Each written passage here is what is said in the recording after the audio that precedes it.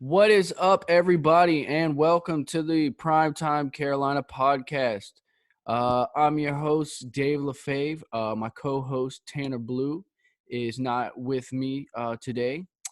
It's 10 a.m. on a Tuesday, so I think he's probably a little busy right now. But we kind of went MIA for a minute, and it's just been too long. So I decided, you know what, we gotta put some content out there. So Tanner, if you hear this, congratulations are in order. My friend got a big promotion at work, so congratulations to him.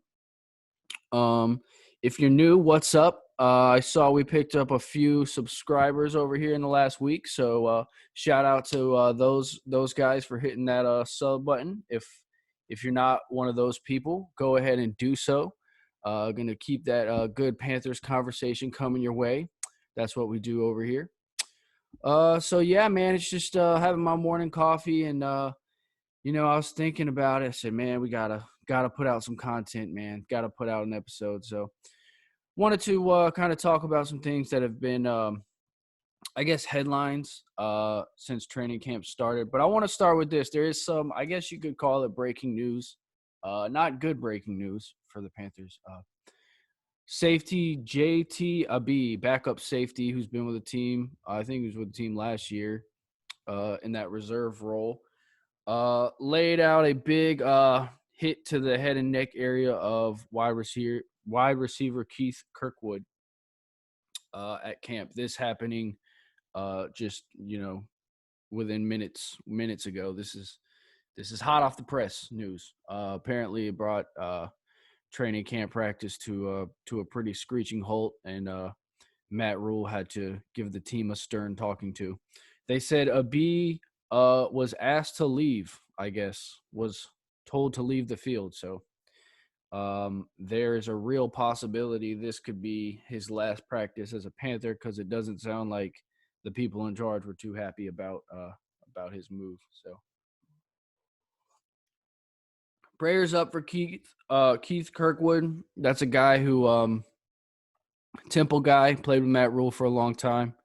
Played in New Orleans before coming here to the Panthers. He, I believe, caught one ball last year, but he was mainly out for injury reasons, and I think it was a collarbone too, which makes this news even worse. So prayers up for Keith Kirkwood. Hopefully he'll be all right. We can get him back on the field soon. But anyway, I wanted to move into some more positive news. I guess not news, headlines, discussion topics. Things that have been kind of thrown around about the Panthers here in training camp. So I want to give out some, thoughts on some guys who have been receiving praise. Dayvion Nixon. Matt Rule had good things to say about him yesterday, which is great. 5th-round pick, guy who showed a lot of athleticism in college, showed he could play, but he was very flashy, Wasn't always the most consistent guy, but made the flashy plays, the sacks. He had that nice interception return for a touchdown, which everyone loves to, put on replay and watch over and over again, because it's just a beautiful play. Hit a man with a Euro step for a touchdown, better than Luka Doncic could ever do. All right, well, that's probably not true. But anyway. Terrace Marshall has been getting a lot of rave reviews, and I know this is very exciting for Panthers fans. And actually, not only Terrace Marshall, Shi Smith as well. So both of these guys, but Marshall in particular, has been making his name known at training camp. He's had a few nice highlight catches that I was able to see, but he also has been consistently making plays day in and day out. He's been putting in the extra work. Saw a clip of him on the jugs machine, I think the other day, or this morning, whatever. I don't know. All the days run together, especially when you're talking about training camp content. But the Panthers put on the pads today, so that's good. Also, Jaycee Horn. I think he's up to 3 interceptions that I know of in training camp. So he's out there putting on a show, locking guys down. that seatbelt, earning that seatbelt nickname. Good for him, man. I love, what we've been seeing from him. And obviously, given the situation during the draft, he's going to have to be a guy who's going to come out and perform and prove that he was worth that pick, because there were guys on the board that other people wanted. Not going to say any names. There might have been a certain quarterback out there that people, including myself, were kind of interested in, but it didn't happen, which is fine. I'm cool with that because Jaycee Horn is a baller and he's going to come out and he's going to be a beast. So that's cool with me. But, he's going to have to earn that number 8 pick. All right.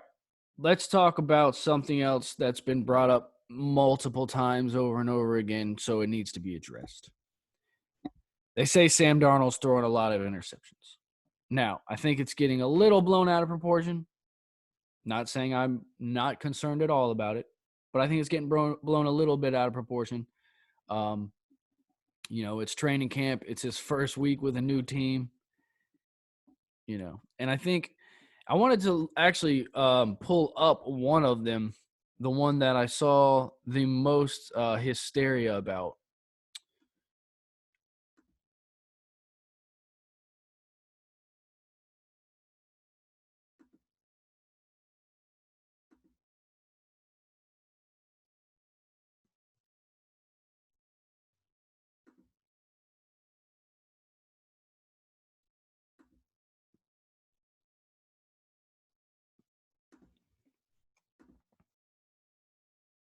All right. Appreciate your patience. That took a little longer than I thought it would.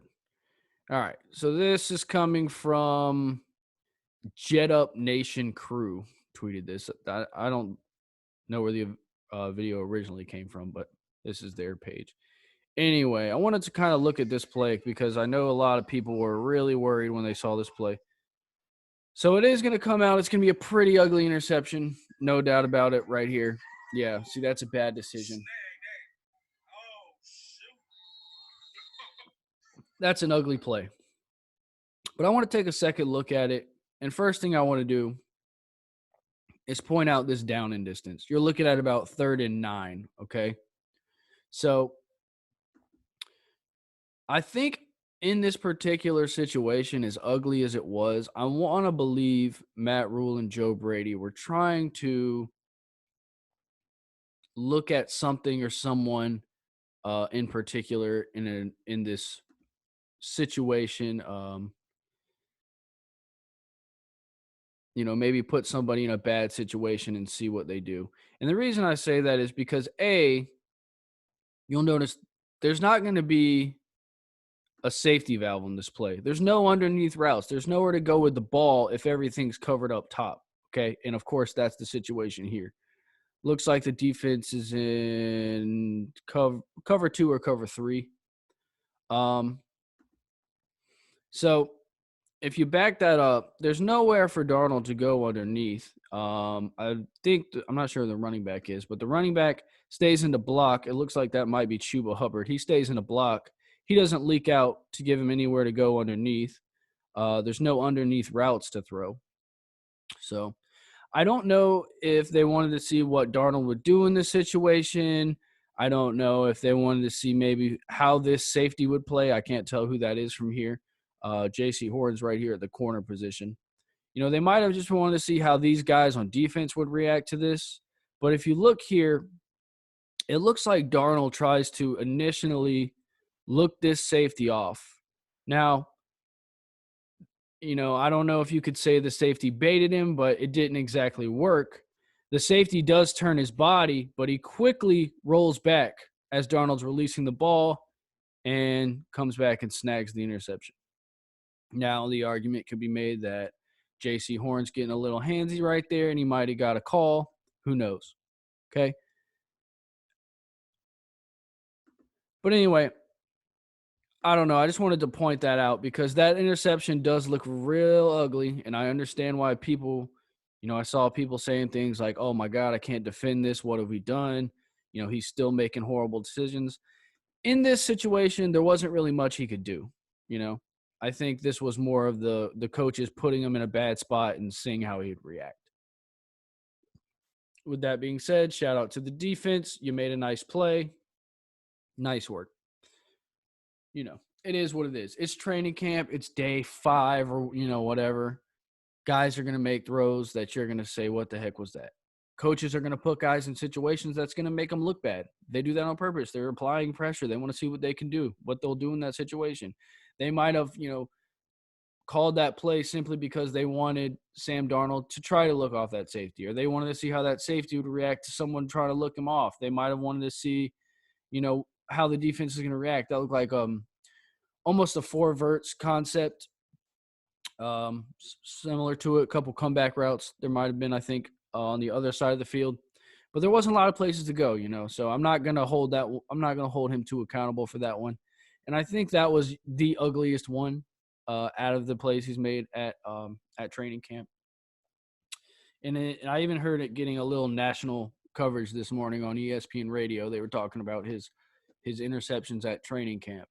And I just want to say, I think people are putting way too much into it, and that's a good example. That's as bad as they're going to be. That's the ugliest one I've seen. And, like I said, it was kind of a position where he was set up to fail. So I'm not gonna put too much into it, and I would encourage you to do the same. Let's at least wait till a couple preseason games go by before we start hitting the panic button, and you should at least wait till week 2 or 3 probably to do that anyway. But people are always going to overreact to preseason games. All right. Anyway, that being said, the Panthers' first preseason game is coming up pretty quick. What's today? August 3rd. Got, 12 days to the first preseason game. The Hall of Fame game is the day after tomorrow on Thursday. Then we got about another week till the rest of the preseason games kick off. And the Panthers won't play till Sunday. That being said, it'll be Sunday at 1 o'clock. So it'll be kind of cool. It'll be kind of like a real game. It'll feel real. We'll be able to hang out on a Sunday, afternoon and watch some Panthers football. It won't mean much, but, it'll feel good. It'll feel good. Kind of like, a birthday for a 1-year-old. Doesn't mean much, but it feels good. And that's why we do it.